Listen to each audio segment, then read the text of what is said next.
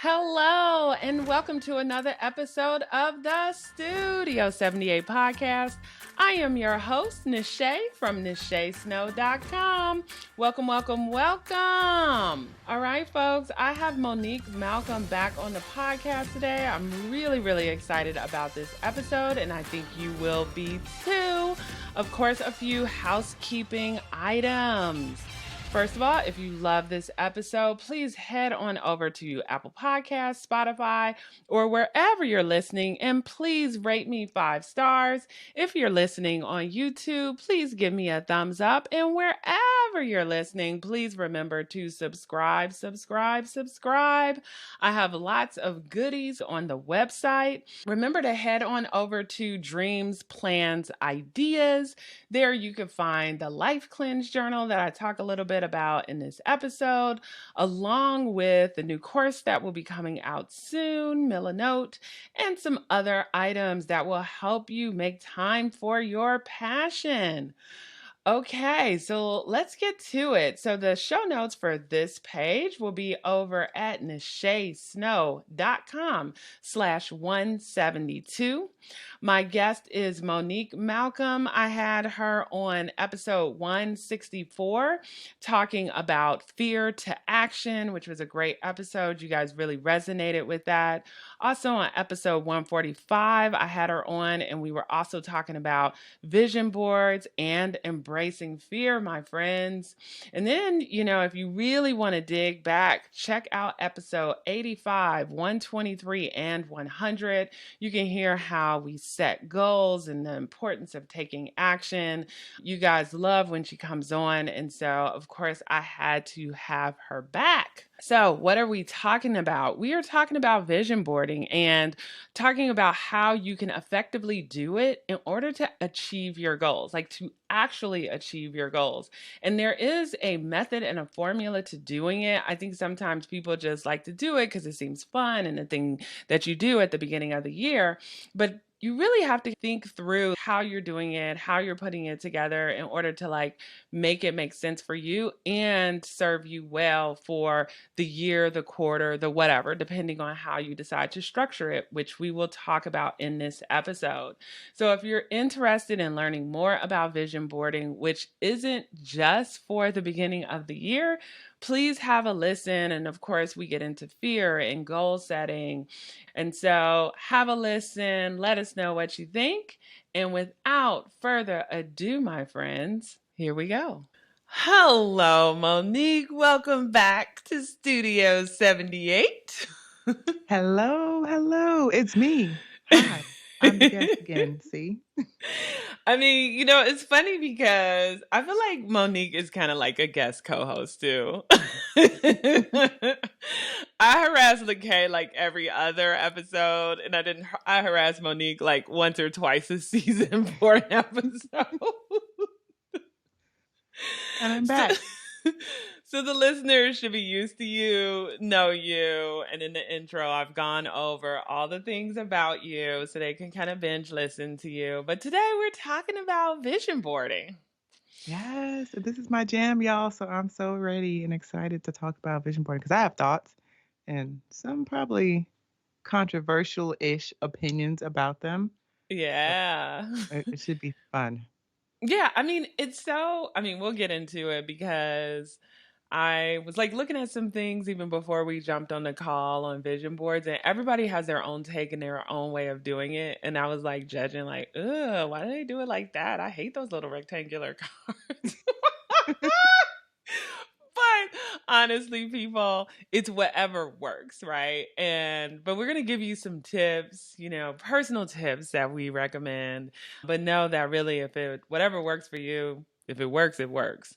But let's start off by kind of defining what a vision board is. And then, sometimes people, nicknames for vision boards could be a mood board, a dream wall, goal boards, and so forth.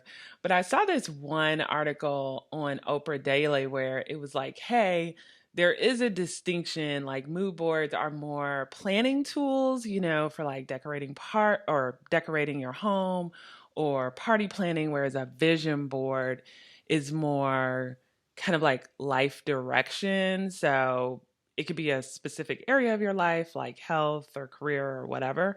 So just curious, Monique, for you, like when you think of a vision board, like how do you define it? Whenever I think about vision boards, the first thing that I think about is this quote by Jonathan Swift, which is vision is the art of seeing things invisible. And Mm, so when I think about a vision board, for me, it is a physical representation of an ideal that you have. So, like this invisible thing, aspiration you have for your life, you are creating a physical, in person, tangible representation of what that looks like for you.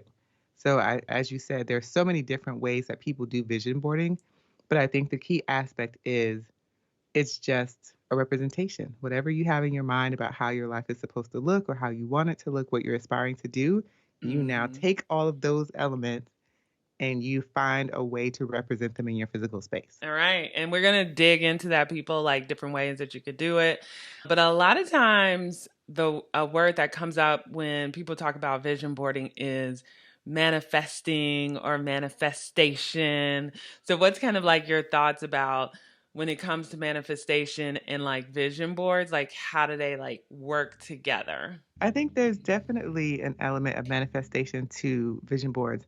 I'm not a super woo woo person. I like to think of myself as like woo light, but I think there is a method to the madness there because it again, another quote I think about is like you can't see it until you can see it.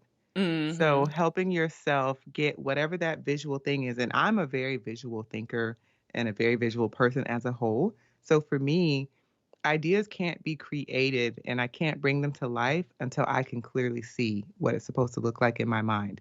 So I Mm. think there is an element of manifestation there because I think at the core, manifestation is like aligning your energies, your desires and things to this one frequency in order to bring that thing to life. And I think when you do vision boarding, you are essentially doing that. You're getting very clear on and very specific about what do I want my house to look like? What kind of art do I want to have in this house and what kind of cabinets and stuff like you're getting very, very specific and like aligning what you want. And once you do that, it's so much easier to find a path forward when you're clear, like when you have clarity over what it is that you're trying to achieve. So I really think that manifestation in a lot of ways is like having an intention and then aligning all of your mental resources and things around making that thing happen. I saw two definitions of kind of manifesting or manifestation. One was on Oprah Daily and it said, bring something tangible into your life through attraction and belief. And Mm-hmm. then there was another one on self.com that says, you think your personal goal into existence. So I like both of those. But what I want to tell folks is I'm like partly woo. And I'll tell you, I recently went to Sedona and they are all woo. Okay. They got little magic cards, crystals. They got little wind chimes with little crystals on it, which I did get one of those. They are all in. I'm partly in. I got like a little toe in.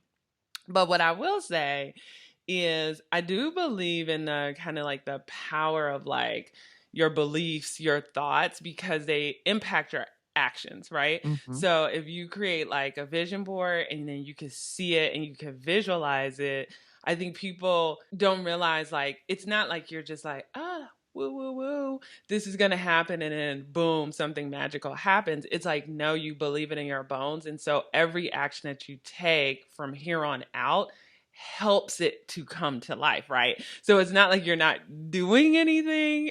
It's just Mm-hmm. you know like where your priorities are. There's no magic. It's really I think a lot of it is kind of like mental and then when you're putting things out into the universe, the universe just has a way of like helping you out because you're putting your thoughts and beliefs out there. I think it's exactly a lot of that. A really quick example is if you believe that you can make $1 million and become a millionaire, you're more likely for that to happen than if you say, I want $1 million, but you don't really believe that it can happen for you. Because Right.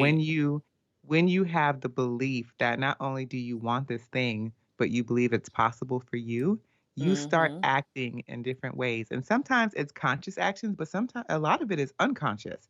There's like that rewiring, those neural pathways in your brain that are like, okay, so you said you wanted to make $1 million. All right, well, we're going to give you an idea.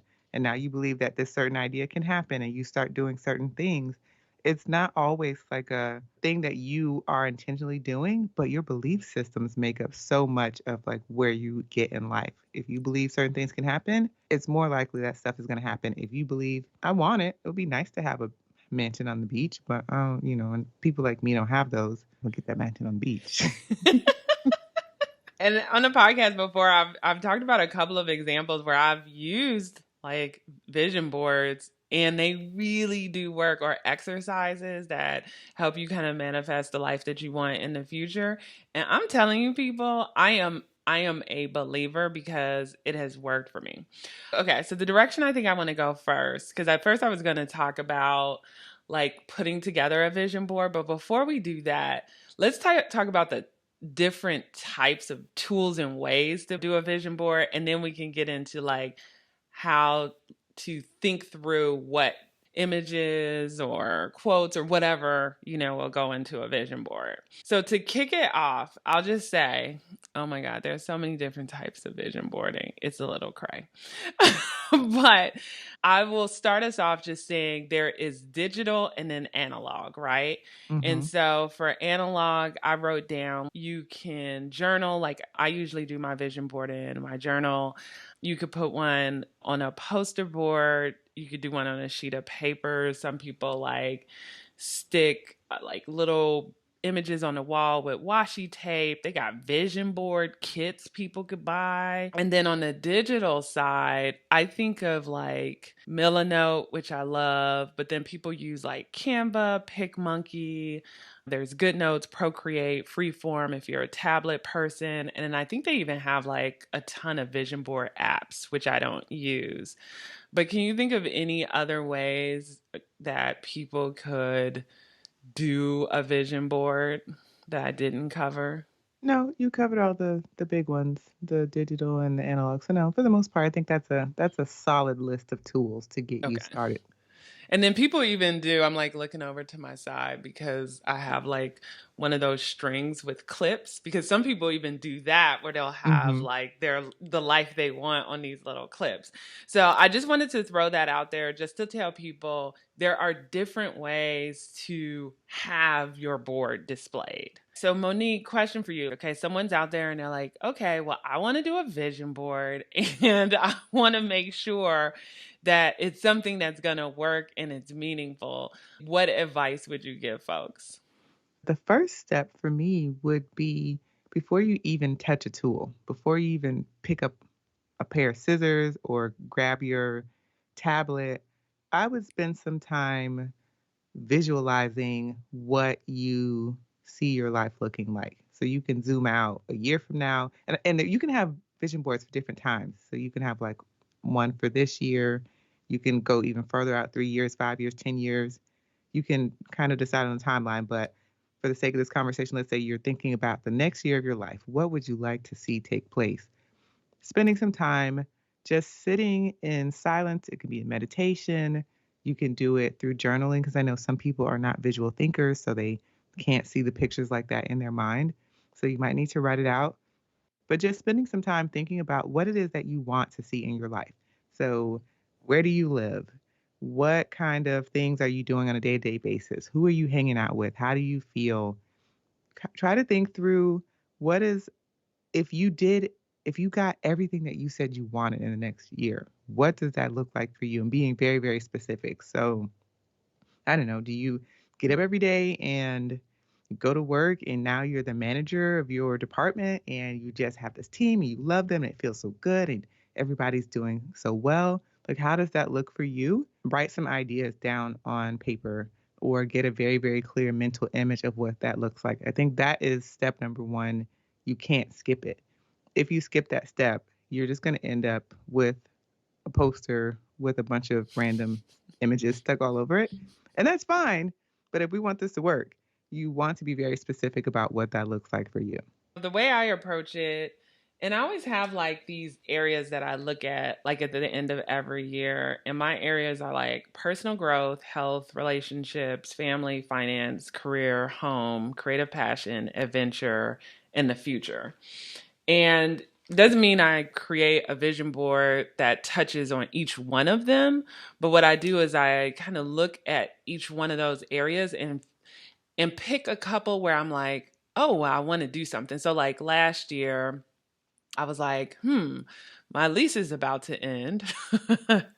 Do I want to re up on my lease or do I want to buy a home? And if I do want to buy a home, what does that look like? And so in my vision board for 22, at the beginning of 22, there was literally a picture of a DC row house in there as part of the manifestation, right? Because that was something where it would be a big life change. And that was one of the areas that I wanted to focus on, right?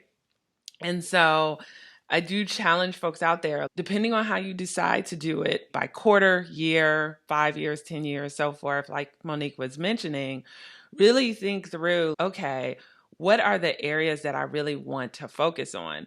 And Monique is right. I think sometimes people think that it always has to be visual, but a lot of times it's good to just start out by just writing these different categories. And there might be some other categories that are more important to people, and then just like writing what you want in each of those categories and then prioritizing the things and then finding things that will help you manifest like Mhm. the things in those different areas.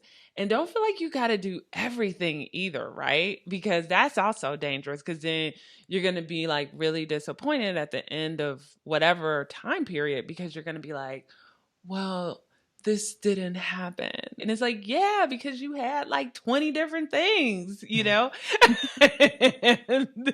and in reality, we only can focus on like a couple of things at a time, right? Like maybe, it's home, health and family this year. And then next year might be career, adventure, or whatever. And it doesn't mean you're not making progress in each one of those categories. I'm just asking you out there to prioritize which ones you really want to vision board out and manifest. What are your thoughts on that? No, I think I agree with that. There, when you were talking about the different life areas, it was making me think about in the visionary journal, I tell people to find 6 focus areas that they want to think about for the year to set their goals around. Even if you didn't do something like that, they have that. There's like an activity if you Google, I think it's like life wheel, and you get this Mm-hmm. image of like this wheel. It's like a circle with these. It's cut into like pizza pie with different areas of your life around it, and there's lines for you to fill in like how satisfied you are with these different areas of your life. So you can do an activity like that too first to get Mm-hmm. really clear on, maybe you're doing excellent in career, but personal life is shaky. You don't feel as solid or, there's a whole thing. But so Google that, the life wheel, that's a good activity. But no, I think really getting specific about what areas of my life am I trying to focus on that I feel like need a boost or I want certain things to happen is a great starting point too. Yeah. And no too, like, so, people just slice and dice this so differently. But like for me, normally, like I'll put my vision board on a 2-page spread within my Leuchtturm journal. That's just me personally, where someone else might do a poster board or do it digitally, right? But usually I do it per year. I tried quarterly. It didn't work. But for the year, that kind of like worked for me. But I have seen other people where they'll choose like 3, 4, or 5 categories and go into Canva, and then it'll have like health, and then they'll have like a Hmm. little spread, and then career, and then they'll have like a little spread. So it's like, people, as you kind of like think through it, look at some examples online, and I'll try to put some in the show notes and really see like what resonates with you, what you really want to put time into, and what you will really commit to. Like for me, Hmm. I'm only going to commit to that spread, but that's enough for me. Right. And I feel accomplished at the end of the year when I look back at that spread, even if I haven't accomplished everything. Because when I looked back at the spread I created in 22, there was like a couple things where I didn't meet the mark, but I wasn't disappointed because it wasn't like I didn't make any progress and I could just roll it over to the next year if it was still a priority. You know what I'm saying? But Hmm. I was happy to see the things that I was able to hit. So I think there's a reminder too, just for people to give themselves some grace. Like if you don't hit each thing that you set out to do, because I feel like people put a lot of pressure on these vision boards. Exactly. And this is a good time to mention you don't have to have a perfect vision board for it to work. You don't have to aim for perfection in this. Think of it as a craft project. This is your life craft project. And it's fine if it's not perfect with all the perfect images and all the perfect stickers that match exactly. Like, live a little, live on the edge a Right. little bit. And the thing about it is too, I've like shown my vision board on YouTube, I think, or one of the episodes. And mine is super crafty, but I'm a really crafty person. I got washi tapes, I got stickers, I be hand lettering. But yours does, I'm glad you mentioned that, Monique, because like folks out there, yours does not have to be like that. It doesn't have to look beautiful. But well, question for you, Monique. Do you think it needs to be in a place that people see every day? Or do you believe like if people like look at it every once in a while, they're fine? Or are you of the belief like once you do it, even if it's tucked away, you're good? Because there's different, I think people that you believe different should things. I think you should look at it on a regular basis. My preference is for you to look at it every day. So if it's like you in your journal, you can start your day by flipping to that really quickly and be like, all right, here's the vision. I see it. I took it in. I did my 30 seconds for today. Or if you're so poster board, you can hang it in a visual space in your wall. But at the same time, I know that for some people, for whatever reason, they may not want to hang it in a physical space. Maybe they don't have the space. They don't want people to look at it. It's a secret, whatever. You don't have to justify it. I think there's other ways around it. So if you're somebody who made it can be digital or an analog vision board. Take a picture of it. It can be the lock screen on your phone. It can be the Hmm. screensaver on your computer. You can print it out. Like there's little tiny camera printers and you can print it and put it into your journal if you didn't make a spread. So there's ways around that, but I definitely think you should be aiming to look at it on a regular basis. Mm. Yeah, because I know there's like different schools of thought. I mean, for me, I think it is important that you have that visual reminder. It's funny, I don't like it like hanging on my wall or anything like that. I don't know why, which is why I do the journal instead.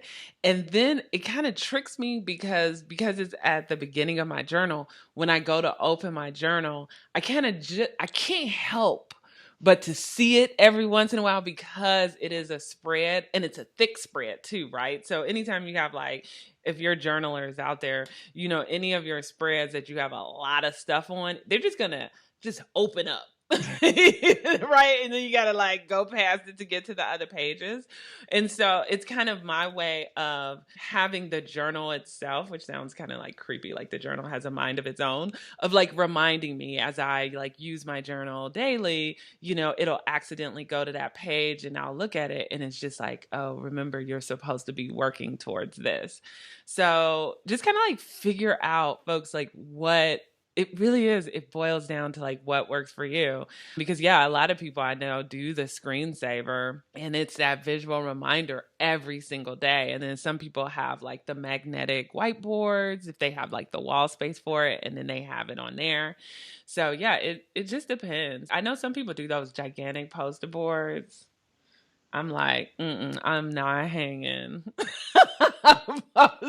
You Because you don't know want to hang why? your I craft put too project? much pressure on it. Like it would have to be like a truly well designed. But that's me, folks. I have like some real issues. Like I love things to be perfectly designed. Don't be me. Well, so in my office, I'm not a person who likes to hang the poster board size ones because that takes up a lot of wall real estate. It And does. I don't have enough wall real estate in my office. If you've ever seen my office, like one wall is a giant vinyl sticker design. There's just not enough space. So I've seen where you can get like a quarter sheet of a poster board, and that's smaller. Yeah. Sometimes they have like the giant post-it notes. So I love the giant post-it notes that are like 11 by 11. So I've done them on there.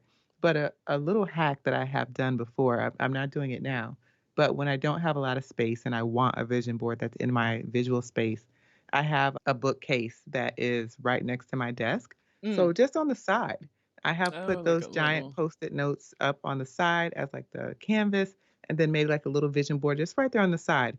And it's in my space. I can see it, but I mean, it's a small area, so it's not taking up any wall real estate. It's in a place that's off camera, so nobody's seeing it in my background. And that has worked for me. So you can get clever and do things like that if you want one that's in your physical space, but you don't have a lot of wall space and you don't Hmm. want a giant poster board.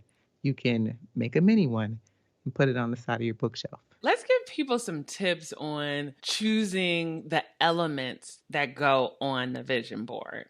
So, whenever, like, I don't know, like, do you do your vision board at the end of the year or right after the new year, like in January? It depends on what I have going on at the end of the year. In my Okay. mind, I would love to do it before the 31st, but that doesn't always happen. Sometimes Right. I have to do it in the first week. So it just depends. Okay. So when you're ready to do it, like, what is your process? Okay, this is where like my controversial opinion comes into play because I don't love how we do vision board parties because Mm. I feel like there's not a lot of forethought. Somebody says, I'm having a vision board party, and I've been guilty. Okay, I'm going to say this up front. Before I had this controversial opinion, I was guilty of throwing a vision board party and just being like, "Come on, just come on!" Right. Like, I've got the and I'll have all the magazines. We got the magazines and everything, and we this. just come on. And now that I've been doing this work around like goal setting, and I have like my own framework around how we set goals. I think that before you can even do the vision board, as I said before, there needs to be a time to think about what you want and be clear on that before you touch your vision board. But outside of that, my issue with the vision board parties is people just are like, we have magazines and we have scissors and glue and come on. But where do you go on that vision board? Because Mhm. if the key thing here with our vision boards and manifestation and setting your intention, if it's all based on your belief system, then you need to have some kind of emotional connection to the images on your vision board to Mhm. give them that juice. I Mhm. just don't believe if you want to take your dream trip to like Bora Bora and you have like a picture of a crystal blue water and people who don't look like you lounging, you don't feel emotionally attached to that. I mean, it's nice. It's nice to see those people laying there, but it's not you. So Mhm. like maybe cut your heads off of a photo and stick your face onto like those bodies. That's kind of an extreme example, but I say that to say you should be on your vision board and not just solely just an image of you. You should have images that help you create emotional connections. Mm. So if you have your dream trip again is to Bora Bora, you found this beautiful image and you're just like, oh, this is the view that I want to see in Bora Bora.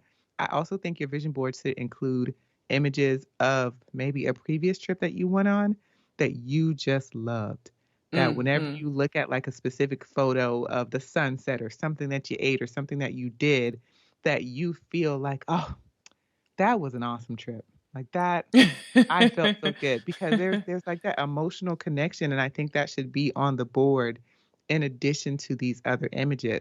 If you can't trigger any kind of feelings or emotions towards on your board, again, you're not helping shift your belief system into something that you actually believe that you can have and that you can do.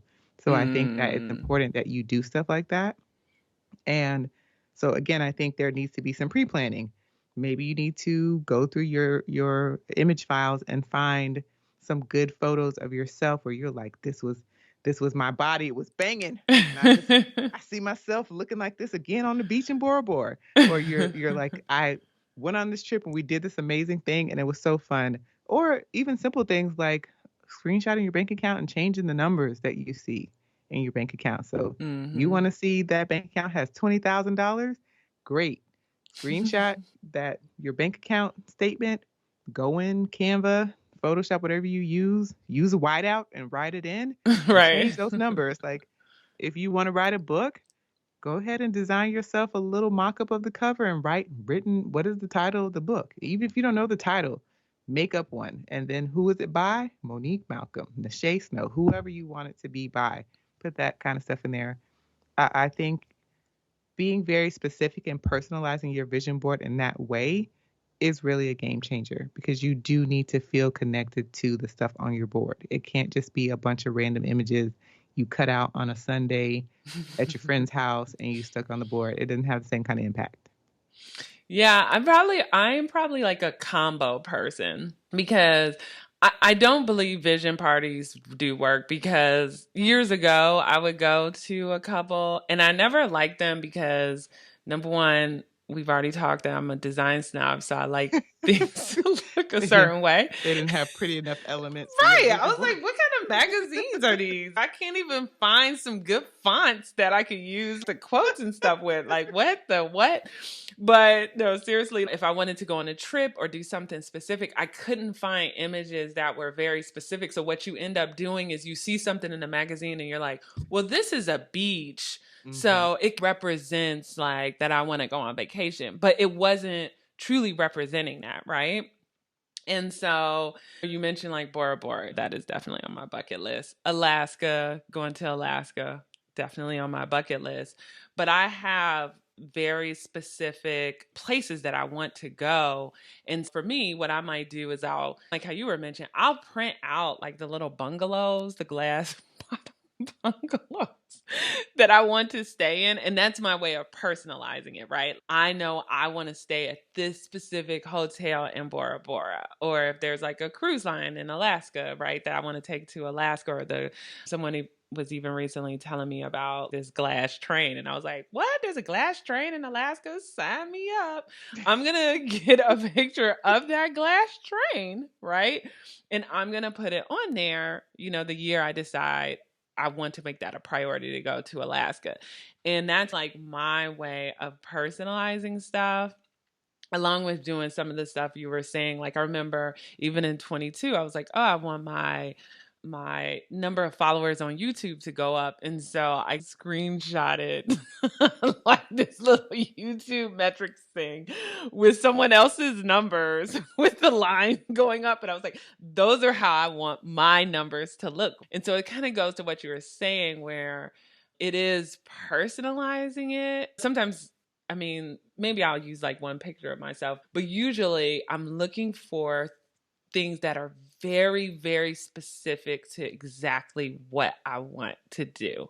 Like even I mentioned the house. I remember my friend like, hey, was laughing because when you look at that picture of the row house, Monique, it's like exactly, it almost looks exactly like the house I bought. It's wild. It is crazy. But even though it wasn't, I did pick a random house. It was a DC row house and it was in a color and style that resonated with me, right? So even if I didn't get that exact thing in my visualization, it helped me realize this is what I want, right?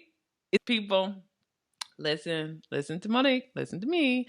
You take the time to do this. But you did like a mix on what I'm saying. So when you're going to vision board parties or you're just pulling images, there's nothing wrong with finding imagery in magazines. But Oh, to no, your no, no. point, Yeah. what you were saying, like you were like, okay, I can't find exactly what I want, but I found a beach and that represents a vacation. For you, you are attaching that emotional thing because you're like, no, I want to go to Alaska and I want to get on this exact glass train. That's Right. kind of like I can think about when I went to Iceland a few years ago, it was this beautiful like waterfall I wanted to see. That was on my vision board because I was like, I need to see this waterfall because it's so pretty. So like you said, like getting very, very specific, it's not just any generic waterfall from a magazine. It's the waterfall that I The want to see in the thing. So in that way, you are personalizing it with something that like you feel emotionally, like you are excited. It's like, oh, I sign me up for the glass. Cause seriously, I'm like, glass train. Let me know when you go to Alaska because I want to go. Because you had me. Right? I God was damn, the class train. like, That's because I'm that kind of person that like when I see cool things and destinations, this is the exact thing I want to do. Like I don't right. care. This is it. So the same thing happens with your vision board, like you said, with your house. It might not be that exact house, but you found the area, the style of house based on getting very clear in your personalization about what you want. It wasn't just I was in Architects Today and I saw a house Like, that was in oh, DC and I was just like, well, it's not the kind that I had in mind, but it is a DC house. So let me cut it right. out because it has the caption DC area homes in it. Like it's not specific enough. No. And so, another thing I want to mention to people too is there is a magic about vision board parties, right? Because a lot of times they're not co ed. You're going to meet other women, and there's this energy in the room, and you all are cutting stuff and pasting it and like working together and talking. And there is something magical about that. So I would say if you decide to attend a vision board party, bring your own stuff. Mm-hmm. Just print it out ahead of time, but then you can still have the magic of the vision board party, but with relevant images, you know? Exactly. So it's like a little pre homework, but it's worth it, you know? I think so. I think that's exactly right. If you go to a vision board party with friends, because it is a lot of fun. It But like I said, my is. my complaint is there's no pre-homework most of the Right. time ahead of time that's like think really deeply about what you want in the next year. It's just like, girl, show up with your bottle of wine and I have magazines and scissors and glue and I brought right. poster boards and we're gonna vision board and I think that's fine. But like, if you really want this to be what you want it to be in a year from now, go ahead and take that time to do your pre-homework. Even if the host doesn't do pre-homework, hey, you might want to hit her up and be like, listen, you need to listen to this podcast episode and right. then Share this. share with everybody and tell them to come prepared with their pre-homework. And so, another question for you because, for long time listeners to the podcast, they've heard you talk about fear, right? So I Hmm. want to kind of tie it back to kind of like your mission, like what you talk to people about. Because I think that ties sometimes into vision boards because I will see that people limit kind of like the scope or the breadth of what they want to accomplish because they're like, oh, well, I can't really do this. So what I'm going to do is I'm going to put this on my vision board because I know I can accomplish that, right? And to me, I don't know, I kind of equate that a little bit of fear to fear, like fear of failure. And so people play it safe on their vision boards where I'm like, don't be playing it safe. This is the whole purpose of a vision board to put out there like what you want to do and accomplish. So if you can talk to people about maybe pushing past that fear, embracing that fear, what have you, and how to apply that to the vision board. When we think about what we want, I mean, our aspirations are always bigger than our current situation. That's just, I mean, if you weren't aspiring to do something bigger and better than what you have currently, I mean, are you even living? Because we all have things that we want that are bigger than us. Your vision board space, it's a play space. It's a dream space. It's a place where I mean, it's your what you are dreaming about in your daydreams or literally when you're at sleep at night. Like you are putting that into a tangible representation. So it's space for you to get as wild and crazy as you want. You don't have to limit yourself, but I think that fear does come into play. A lot of overwhelm comes into play because our aspirations a lot of times can feel very scary. Mhm. There's an Mhm. element of us who is like, who am I to believe that I can have a beach on a mansion? We see a theme, Right. don't we? Like me and the beach on the mansion. There's a theme. but who am I to think that? And it's like, who are you not to think that? You Right. can dream as big as you want. What I think we really fear is the how. Mm. How is it going to happen? Because Mhm. we know that it's happened for other people. We've seen it. We've all seen it. But it's how is it going to happen? That is what is really scary for our aspirations. We don't know how it's going to happen. And that's fair because if you don't know anybody personally who it's happened for, you may not have a good model of how that looks. And so Mhm. now you don't Mhm. actually know, how do I reverse engineer this into something, into what I want? But I want to challenge you with the statement of the how is not your responsibility. And that seems crazy and it seems a little woo woo, but I told you I'm woo light. But I can say specifically, there have been so many things in my life, especially right now in this moment in time, that I didn't know how it was going to happen. Nache Mhm. knows this because her and I are friends, but I did a podcast episode a few months back about how I paid off 173,000 in debt, my husband and I, in just under 4 years. And if you would have told me in 2018, when I decided I was tired of being living under the weight of all of that debt, that in 4 years I would clear it, I would have told you you were insane because how was that going to happen? Right? I did not have a plan for that. I did not have the financials for that at the time for that to happen. But I did not let that stop me, and I didn't let that limit me. I was just like, I just know I'm gonna get out underneath this debt, and I'm gonna make a plan, and I'm gonna start making moves forward. And really, that's what your focus has to be. Your Mhm. focus has to be, I'm gonna do my part of the job, which is I'm gonna put a plan together based on what I have right now in play, based on my Mhm. current resources, and I'm gonna start moving forward. And I promise you, as you start to move forward, the house starts to take care of itself. It And here I does. am sitting a year. It's been a year, actually, August. We're recording this in July. So August will be 1 year since I put the final deposit Woo! aside for our student loan, our final student loan payment. So we're hitting the year mark. And it's so wild to me because I could not have told you how that was going to happen. I Yeah. just knew it was a thing that I wanted to happen. And so I did what I needed to do, which was keep taking the step, keep adjusting the plan as things started to happen. So you have to take that same approach with your vision board, honestly, any of your goals. You cannot be so attached to it can only happen like this because you don't know Yeah. how it's going to unfold. I mean, what I just wrote down on my notepad is like, I'm gonna have to have Monique back just so we can have a finance episode. Because if you are in debt, between the two of us, we will help you change all of that. I think that is like a perfect example, right? Because even thinking about something like that and putting that on the vision board, it feels and seems impossible. Trust me, it was. I don't even now. I'm still like I'm still unsure how it happened. I lived it and I did it, and I know how it happened. But I would have not guessed it would have unfolded like that and as quickly as it did. I definitely thought it was going to take a lot longer.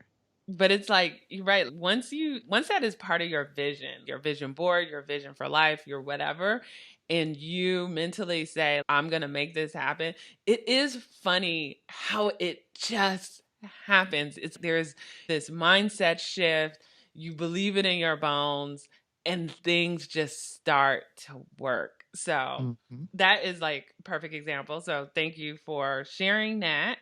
And then maybe we can end the episode with, because you mentioned earlier setting goals. And so, what that reminded me of, so when I put stuff on my vision board, there are some things that I just let them magically happen. I don't really do too much. I just know that I want to do it. And sometimes it'll happen and sometimes it doesn't. But then there are things, just to use the example I used earlier for the house, I was very intentional, right? Like I put it on my board. I decided to create a plan to see if this is something that was attainable. And so for your vision board, there are some things that in order to make it happen, you do need to like set goals. So could you talk a little bit more about some tips and tricks people can use in order to get some momentum of the things they've put on their board? Like how do they set those goals, milestones, and what have you? Yeah. So for things that you want to happen in like the next year, I would even say like the next 1 to 3 years, you have to start. You have to put a goal together for it. So the SMART goal setting system is usually the standard for people. I think that it is great up until a point. So if you want a goal that is going to be specific, measurable, attainable, relevant, and time bound. The SMART goal setting, that's what SMART stands for, is perfect because it's going to help you narrow the goal down into something that you can measure and that you can track progress. So Mhm. that's a great start. So you can Google SMART goal setting, but I'm sure Nache has episodes that she can link about that in the show notes. So that's your starting point. But once you get a goal set, I think that it's important that you start looking at the goal as a project or even a series of projects. And that's where I think the SMART goal setting doesn't go far enough. It tells you how you set a goal, like one that you can measure, but it doesn't help with great, what if this goal is going to take me a year to accomplish? Or it could maybe even take me 3 years. So if you know it has multiple steps, those need to be thought of as projects. So you have like your overarching goal. This is the thing that we want to achieve. Mhm. Within that, here are the projects or the mini goals that are going to help me get to that point. And so for me at that point, I start thinking about, okay, for this goal, let's think of a goal that we would do in a year. Give me a goal. Let's Blank. say if we say I'll do an easy one. We want to travel at least 3 times this year. Okay, so we want to travel at least 3 times this year. So okay, those are projects. So the first thing you're going to think about is, great, where do we want to go? So you Mhm. may say, I'm going to pick 3 locations. Each of those locations is now a project or a mini goal. And I, in my project management system, would self-contain all of those individually. So I would have a Bora Bora project. I would Mhm. have a girls trip to Miami weekend project, and I would have like Thanksgiving with the family doing whatever Oh yeah. project.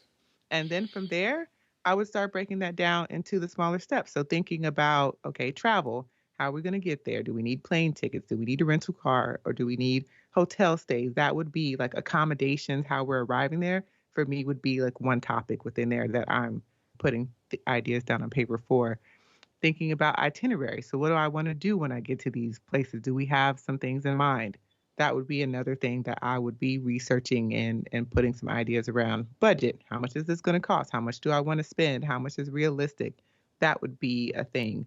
Mm. Thinking about if you were going certain places, maybe you need to get certain gear. Like if you're going to go skiing, you've never Mm. been skiing, you don't have a ski jacket. So you might need to put clothing and things into a category that you're thinking about underneath this project, but it would be your project is the steps that you need to take. So here are the tasks or Mhm. things you need to do. It's any resources. So maybe you've done some research on Bora Bora and you have some articles, some activities that you saw in a magazine that somebody was like, this is the must do thing you need to do in Bora Bora. Putting those resources, pulling that kind of stuff together. If you have any kind of like smaller goals or things within it, because maybe you're going to go to Bora Bora and you're like, while I'm there, I don't know if there's reefs there, but I'm going to go and I'm going to swim the coral reef while I'm there. That would go into the resources and like project and goals and ideas and all of that stuff would for me would be self-contained. So it would essentially be this overarching goal for the year that's now broken out into 3 individual projects that I'm Mhm. tackling and assigning dates and figuring out. But that's how I would handle that. And I think that's how you should handle goals that have a longer timeline because it's easier to think about them in the little chunks that they are. And if you had a goal that, let's say, for writing a book, because this is one that's like top of mind for me, it's one large goal for the year, but there are chunks to it. So there is designing the cover, there is Yeah. actually outlining the book, and each single chapter for the book is a project.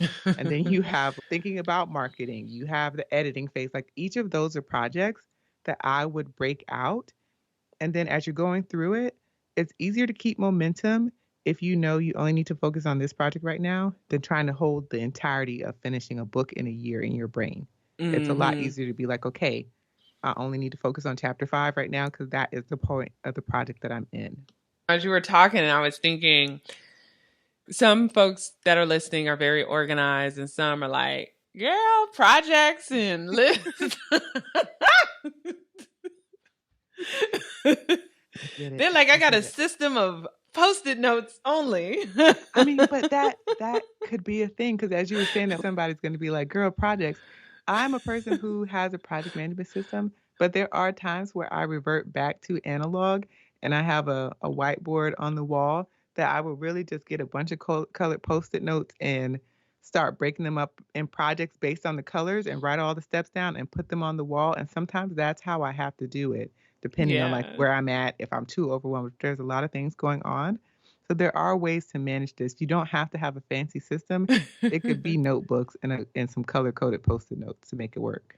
It can. And know that between Monique and I, like I love Notion. Monique, you still love ClickUp, right? Are I you still do. yeah. Mm. Monique loves ClickUp. And I feel like the Notion and ClickUp are really good for complex projects and things that you really truly want to keep track of. Everything might not work, in those two, but I just want to mention those two. And then just your regular calendar, a digital calendar or whatever. Because let's say, for example, you have a goal to exercise more.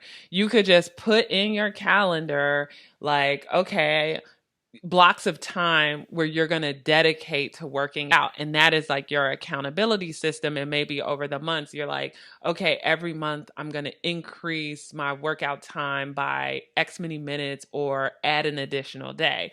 And that can be your accountability system just using that calendar. So, depending on the complexity of the different projects, you can figure out if it's analog, digital, what system works best for you. But it is good to have something, even if it's stickies on the board, even if it's just a calendar and it's not something as complex, maybe as Notion or ClickUp. But I agree with you, Monique. If you really want to truly get something done, that you need to plan it out. And the only other thing I would add to it is actually taking action, right? Mhm. So if you put on the calendar that you're gonna work out, but you don't, and you always have some excuse when that hour comes up, then it's not working. Or, like a vacation. So even, I mentioned earlier, I just got back from Sedona, but when my mom told me she wanted to go, I was like, okay, this week we are booking the flight, booking the hotel, and then we're going to start researching the things that we want to do. So then, you know what I'm saying? You have to start taking action. And yeah, sometimes things work out when you wait for the last minute, but it is a stress reliever when months in advance, if you're going to Bora Bora in November, that everything is already booked. You already know what you're going to do. Literally, all you have to do is pack. There is just Mhm. something magical and magnificent about not having to worry about all the things. So, definitely, people like take actions, take action on the things that you have decided you're going to do. All of that. Yeah. Take tiny action at that. Yes, yes. Okay, so yeah, I mean, any last words, anything that we didn't cover that you want the people to know? One other thing that I like to tell people about vision boards, especially if you're doing one that's a year or more, don't feel pressed that you have to fill all the space in one sitting. Your Mm, vision board can be dynamic. It doesn't have to be just a static document. So you can yes. add to it. You can um, glue over things that you decide, I no longer want to do that. Or you can put gold stars for things that you did and like you achieved. It is something that can change over time. It's not a one-time set it and forget it. You filled all the space in one sitting and now that's it. I think we've like covered all of the things. The only thing I'll add is you could create a vision board any time of the year. Yes, it's natural to create one at the top of the year and then you can be like, "Oh, for 23, 24, 25, whatever, this is going to be my thing." But Monique and I could create a vision board right now and it could go from August of 23 to August of 24. Yeah, and it's like Mhm. totally fine. There's no rules. Yep. Like if you just want some clarity on what you want to do, just take the time to do it. And it's just that action of doing it is so powerful and a little bit magical. We're just going to go woo here, people. The universe will make it happen. Well, Monique, thank you for chatting with us all things vision board. Please tell the listeners where they can find you and anything else that you want them to know. Yeah, so if you want to look for me online, you can find me at taketiny.action.com. That's my site. That's also the name of my Instagram handle if you want to look for me there. Also, I have a fear personality quiz if you want to take that. It's a fun 2-minute quiz that will help you figure out what kind of fear personality you have. So, are you Mm. a fearful spectator? Are you a cautious player? Or are you a bold action taker? And I'll even give you some tips and resources on how you can capitalize on that depending on where you land. So, check that out as well. You can find that at taketityaction.com or at fearpersonality.com. Sweet. And I will make sure to have all things Monique, including the quiz, linked in the show notes. Thanks again for coming on. Thank you for having me. This was fun. Well, I hope you guys enjoyed that episode. As always, Monique be dropping gems, gems, I tell you. I love talking to her about all things goal setting, vision boarding, productivity, conquering fear, all of that, because it's so important that we do that in order to do the things we love and make sure that we're pushing ourselves and growing and doing all the things. So I hope this has inspired you to maybe sit down and do your version of a vision board and really think through what you want. And even if you did a vision board earlier this year, I challenge all of you guys to do one for the next 5 months. It doesn't have to be anything elaborate. And if you do it, I would love, love, love if you guys tagged us in an image on Instagram or wherever to show us what you've done, or even just DM us or email me. Please, I read all of my emails, my friends. Well, hope you guys loved this episode. You can find the show notes at nachesnow.com/172. There you'll have the links to all of the things. I have the links to the Life Cleanse Journal. I have the links to her website where you can find her book on conquering fear and all the planners and everything else she offers. So please go over there. Anything else we mentioned will be in the show notes. Also, if you love this episode, sharing is caring, my friends. Please send it to a friend that you think could benefit from hearing this. We want people to live their best lives, and what better way of doing that than to share tips and tricks that you learn from others, which I do all the time. And if you love this episode, please head on over to Apple Podcasts or Spotify or wherever you're listening and rate me 5 stars. I would appreciate that. And any review you have, I would love, love, love to hear and see from you, my friends. And then, of course, subscribe, subscribe, subscribe. All right. Until next time, I hope you guys have a wonderful, wonderful week.